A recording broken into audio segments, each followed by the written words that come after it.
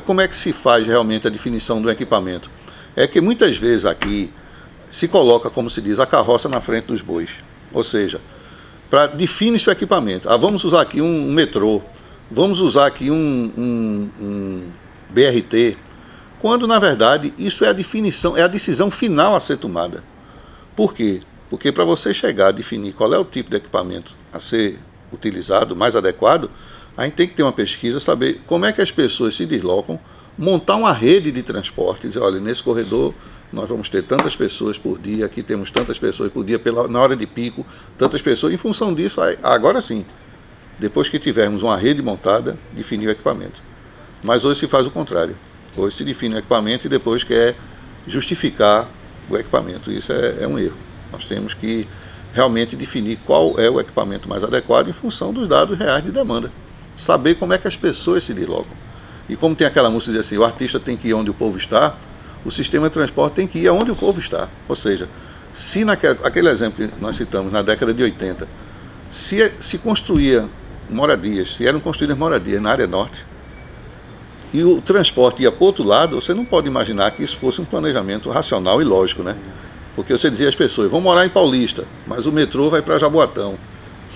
Aí você cria realmente uma dificuldade. Esperava-se que essa ocupação fosse feita de uma forma mais intensiva.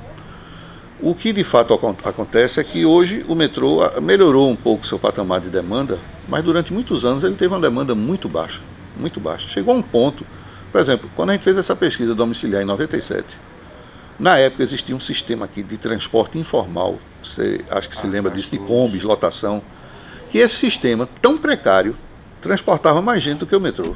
Naquela época eram cerca de 140 mil pessoas por dia que eram transportadas nas combis lotação, e o metrô transportava 120 mil. Hoje o metrô melhorou porque o sistema se expandiu, passaram a haver novas integrações, que o sistema de metrô é um sistema de corredor de transporte em massa, ele precisa ter linhas alimentadoras que façam com que ele opere de forma mais adequada. Enfim, o metrô, durante muitos anos, ele teve uma demanda muito aquém da sua capacidade. Ele foi construído para atender 400 mil pessoas por dia, mas durante muito tempo ele só transportava 120 mil, por quê? Porque não tinha gente. Tem alguns terminais de integração que ainda não foram implantados, a gente só vai ter realmente uma visão mais adequada, mais realista disso, quando a gente tiver todos esses terminais de integração dele implantados, que ainda não estão. Né? Aí realmente a gente vai ter melhores condições de dizer até quando ele passaria a atender de forma satisfatória. Mas você vê, o metrô aqui no Recife, ao contrário de outras cidades, ele só atende uma área restrita da cidade. Ele só atende a área oeste e agora a área sul. A área norte não.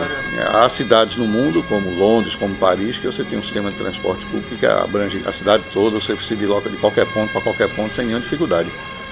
E no momento que se tiver aqui um sistema de transporte público dessa maneira, que não é necessário ser metrô não, pode ser ônibus com eficácia, com eficiência, que não adianta você também colocar um sistema de metrô onde a demanda não justifica. Então, no momento que você passar a ter um sistema de transporte público de qualidade, confiável, que as pessoas se sintam realmente estimuladas e motivadas a utilizar esse sistema, aí de fato a gente vai ter uma condição muito mais favorecida.